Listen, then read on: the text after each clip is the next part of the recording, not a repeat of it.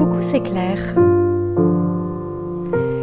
Bienvenue dans cette vidéo à mi-chemin du voyage intérieur 10.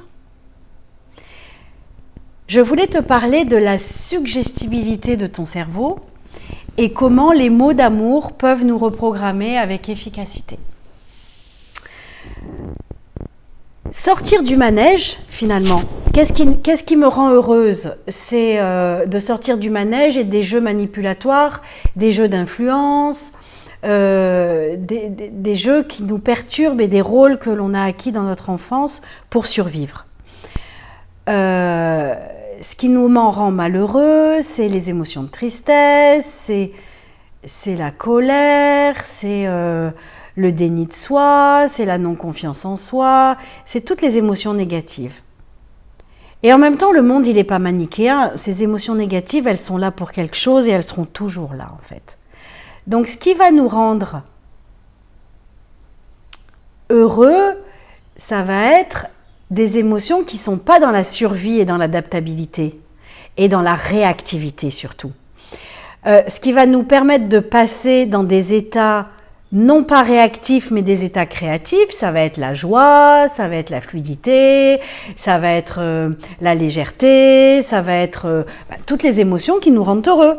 Rigoler, avoir confiance en soi, y aller, oser, plonger dans l'inconnu. Et dans ces émotions positives, l'émotion suprême, qui est la joie, l'allégresse, c'est bien sûr l'amour. Et donc du coup, mais pas l'amour conditionnel, je te veux ou alors je veux ça de toi, mais c'est vraiment l'amour qui est l'ouverture du cœur. C'est vraiment l'amour de la vie, l'amour de l'autre, mais l'amour... alors on dit souvent dans les écoles de pensée l'amour inconditionnel, mais l'énergie d'amour tout simplement. Pas l'amour qui veut. Et donc, ce qui va permettre de reconditionner notre cerveau de nos peurs fondamentales, j'adore, je viens de finir La Divine Matrice de Greg Barden, et en fait, Greg Barden, il a résumé hyper simplement toutes nos peurs humaines. Alors, il y en a des manuels, des livres et des livres et des livres, mais moi, j'aime bien, en fait, ce résumé m'a vachement touchée, les 3 peurs fondamentales. Et les 3 peurs à la racine de toutes les peurs de tous les êtres humains, c'est d'abord la peur de l'abandon et la peur du rejet. Voilà. Alors après, aller chercher si on est dans l'abandon ou dans le rejet, on est tous des êtres humains, on est 7 milliards de personnes sur la planète, on a tous peur de l'abandon et du rejet à des niveaux différents, et bien sûr, mais voilà. Donc une des peurs fondamentales, c'est l'abandon, le rejet. La deuxième peur fondamentale, c'est ce que je suis ne suffit pas.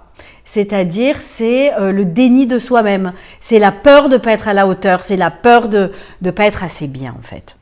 Et la troisième peur fondamentale, c'est l'absence de confiance. C'est pour ça qu'on dit le lâcher-prise, le confiance et blablabla.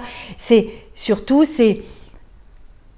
la peur de faire confiance à l'autre et la perte de confiance en soi. Et là, voilà. Donc, finalement... se retrouver soi-même et trouver sa propre sécurité intérieure va venir contrecarrer cette peur de l'abandon. Le ce que je suis suffit va venir contrecarrer cette peur fondamentale de l'être humain qui est je ne suis pas à la hauteur. Et le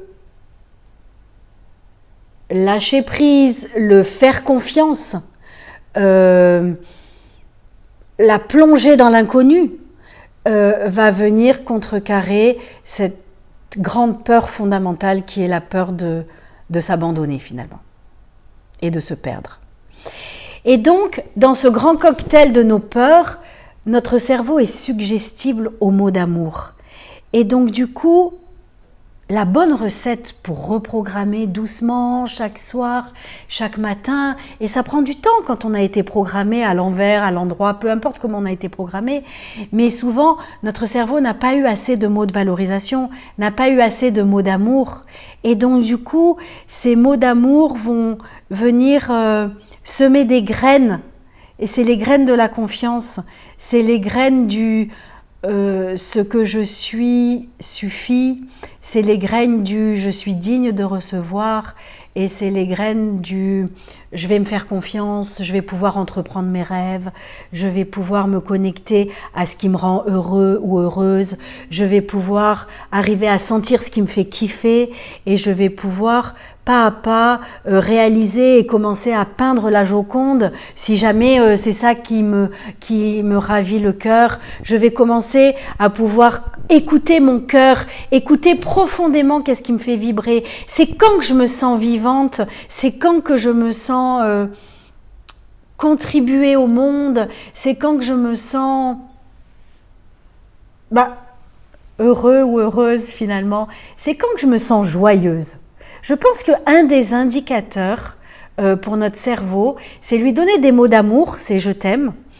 Et c'est aussi aller lui dire « quand je fais ça, je me sens joyeuse. Quand je fais ça, je me sens légère. Quand je fais ça, je me sens pleine d'allégresse. » À la fin de ce 3e confinement, je pense que c'est le 3e, j'ai dû déménager, j'ai dû faire face à de nombreux défis de la chef d'entreprise, de la maman, de la mère de famille. Et du coup, je me suis dit, oulala, là, je tourne pas rond. Ça recommence, le scénario s'emballe, je doute de moi, j'ai pas confiance et blablabla et blablabla et blablabla.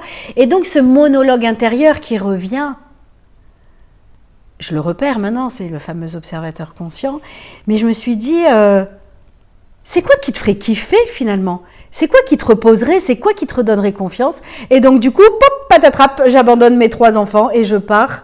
Bon, il y en a qui sont grands quand même, et puis j'ai confié le dernier à leur père.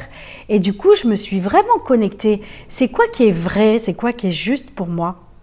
Et c'est moi qui vais pouvoir me donner ça. Et bien du coup, c'est de partir une semaine dans mon village corse. J'ai eu la chance de pouvoir me faire un laissez-passer. J'ai eu la chance d'avoir une entreprise là-bas en Corse. Et du coup, de pouvoir aller travailler depuis là-bas. Et ça, c'est vraiment ces petits pas que je ne savais pas faire avant. C'est écouter comment je vais pouvoir me dire des mots d'amour. Comment je vais pouvoir écouter ce qui est juste pour moi. Et comment je vais pouvoir, quand le scénario ou le programme se réemballe, dire à mon cerveau, poup, ce que je suis suffit, et le pas d'après, c'est quoi qui va te rendre joyeuse, c'est quoi qui va te rendre légère, c'est quoi qui va te permettre de poursuivre le chemin, c'est quoi qui va permettre de poursuivre l'aventure, c'est quoi qui va venir un peu ressemeler tes chaussures parce qu'elles ont besoin d'une 2e semelle, parce que l'aventure a déjà été assez éprouvante, et du coup d'arriver à se le donner. Et en fait, je ne savais pas, souvent on dit, il faut grandir dans la confiance en soi, dans le blablabla. Et du coup, je disais, mais ils sont bien beaux tous de dire, mais comment je grandis dans la confiance en moi? Et il me semble que grandir dans la confiance en soi et de savoir le ce que je suis suffit, c'est de plus en plus arriver à se dire des mots d'amour à soi-même. C'est de plus en plus arriver à savoir quand ça va me faire plaisir, quand j'ai besoin de rassurance, quand j'ai besoin de pause, quand j'ai besoin de me renourrir, quand j'ai besoin d'eau. Et du coup, le cerveau va apprécier ces mots d'amour qu'on se dit à soi-même. Et pas à pas, c'est vraiment le chemin de l'amour de soi, c'est vraiment le chemin de la reprogrammation. Voilà ce que je voulais te dire dans cette vidéo concernant la suggestibilité du cerveau humain et du coup sa forte malléabilité et réceptivité aux mots d'amour. Essaye et tu verras l'effet. Merci et à bientôt.